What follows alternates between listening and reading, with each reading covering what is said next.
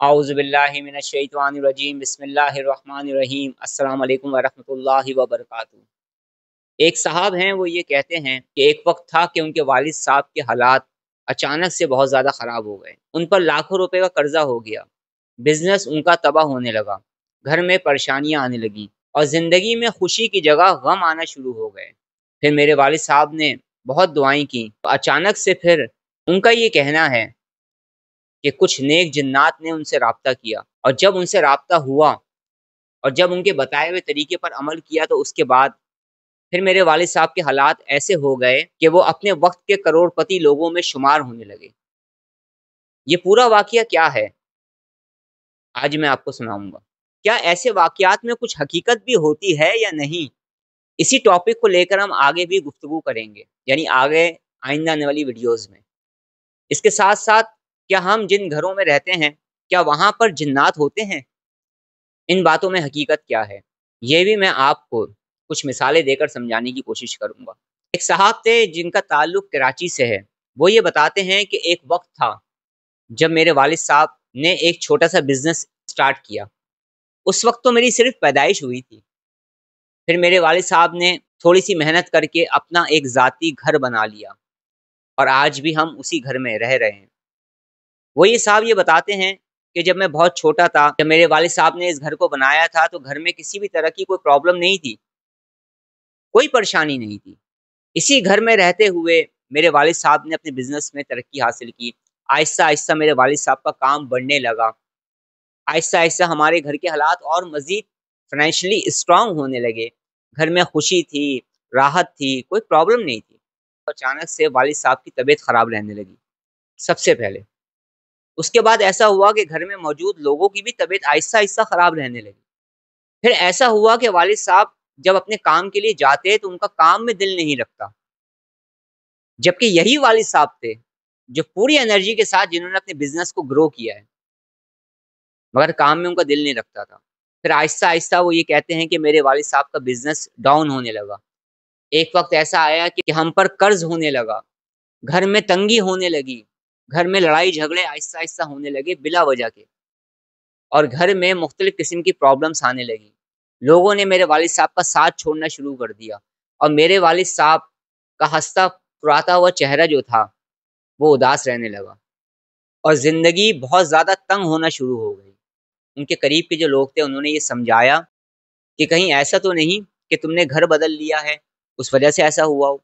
तो मेरे वालिद साहब ने इस बात को मानने से मुकम्मल तौर पे इनकार कर दिया, क्योंकि वो ये कहते थे कि मैं इस घर में काफ़ी साल से रह रहा हूँ, कोई ऐसी प्रॉब्लम नहीं हुई है, ये तो कुछ अरसे से हो रहा है ऐसा सब कुछ। उसके बाद वो ये साहब ये बताते हैं कि उनके वालिद साहब रातों में उठते थे, नमाज़ पढ़ते थे, नफिल नमाज़ें पढ़ते थे, अल्लाह से दुआ करते थे। तो एक रात अचानक से उन्हें एक ख्वाब आया, और उस ख्वाब में 3 अफ़राद आए, और जब वो 3 अफ़राद आए तो उन्होंने ये कहा कि हम इसी घर में रहते हैं और हमारा ताल्लुक कौम जिन्नात से है।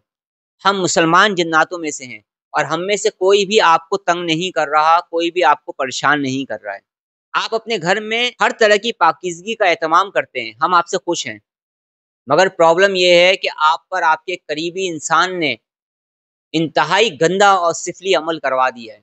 जिस शैतानी अमल की वजह से घर में इस तरह से प्रॉब्लम्स हो रही हैं और आपका बिज़नेस तबाह हो रहा है, आपका माइंड अपने कारोबार से हट चुका है। तो इनके वालिद साहब ने उनसे ख्वाब में कहा कि मैं क्या करूँ? कैसे निकलूँ इस नेगेटिविटी से? तो फिर वो जो मुसलमान जिन्नात थे, उन्होंने कुछ कुरान पाक की आयत को और कुछ कुरान पाक की सूरतों को पढ़ने का एक मखसूस तरीका बताया, एक मखसूस टाइम बताया। और इसके अलावा उन्होंने चंद अशिया का घर में इस्तेमाल करने का, और कुछ अशिया का अपने बिज़नेस वाली जगह में इस्तेमाल करने का तरीक़ेकार बताया। फिर ये साहब ये कहते हैं कि मेरे वालिद साहब की आँख खुल गई, यानी ख्वाब से बेदार हो गए। जब उनके वालिद साहब ने उस तरतीब पर अमल किया जो कि उनको ख्वाब में बताई गई थी, जो शरीयत के मुताबिक थी, उन्होंने कुरान पाक की उन आयत को पढ़ा, उन सूरतों को पढ़ा जो बताया गया था, जिस तादाद में बताया गया था उसी तरतीब से पढ़ा, और जिन जिन अशियाओं का इस्तेमाल बतौर इलाज करने के लिए उन मुसलमान जन्नातों ने बताया था, उस पर उन्होंने अमल किया। तो कुछ ही अरसे में वो साहब ये कहते हैं कि मेरे वालिद साहब बताते हैं कि सब कुछ आहिस्ता आहिस्ता सही होने लगा। चंद महीनों मैंने उन बातों पर अमल किया, अल्लाह से मदद मांगी, और मेरी तमाम प्रॉब्लम सॉल्व हो गई।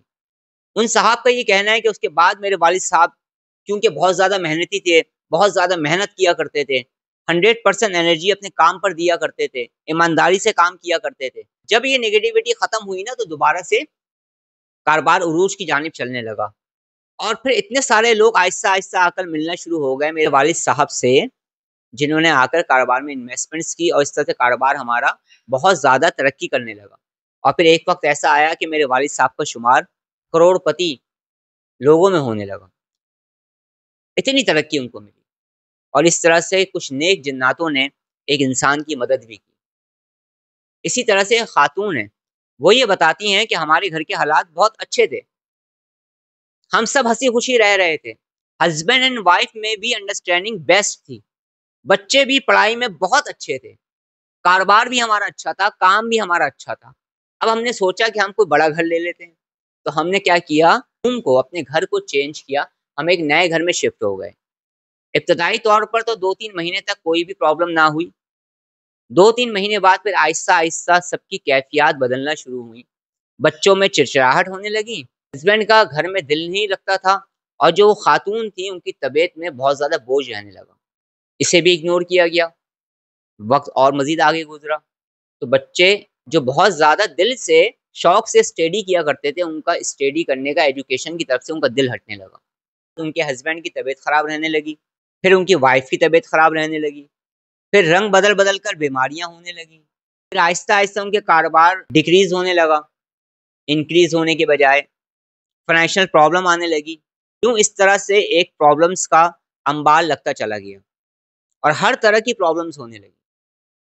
تو جب تحقیق کی تو یہ پتہ چلا کہ یہ جو گھر ہے نا، اس گھر میں شیاطین جنات رہتے ہیں۔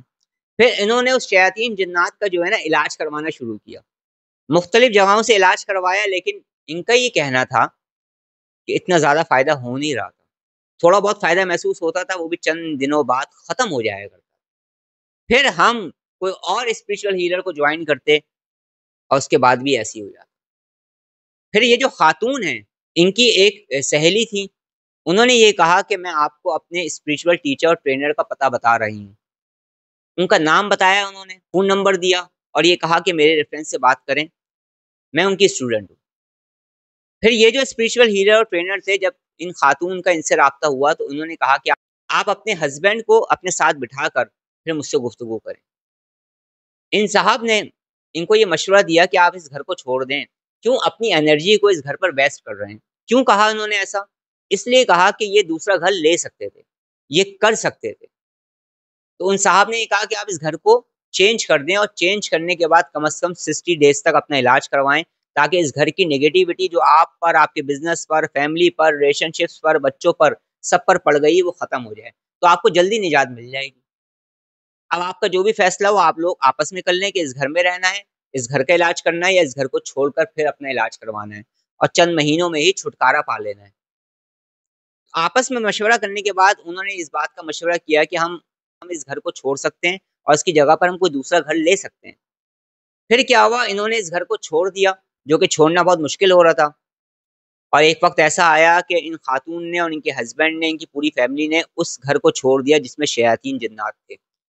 جب انہوں نے اپنے گھر کو چینج کیا ہے، اس کے بعد انہوں نے تھوڑا بہت اپنا ٹریٹمنٹ کروایا ہے، اور اس کے بعد آج الحمدللہ ان کا بزنس بھی رواں ہے، کام بھی بہت اچھا چل رہا ہے، طبیعتیں بھی سب کی صحیح ہو گئی ہیں، اور بچے بھی ان کے بہتر ہونا شروع ہو گئے، یوں 3-4 مہینے میں سب کچھ بہتر ہوتا چلا گیا۔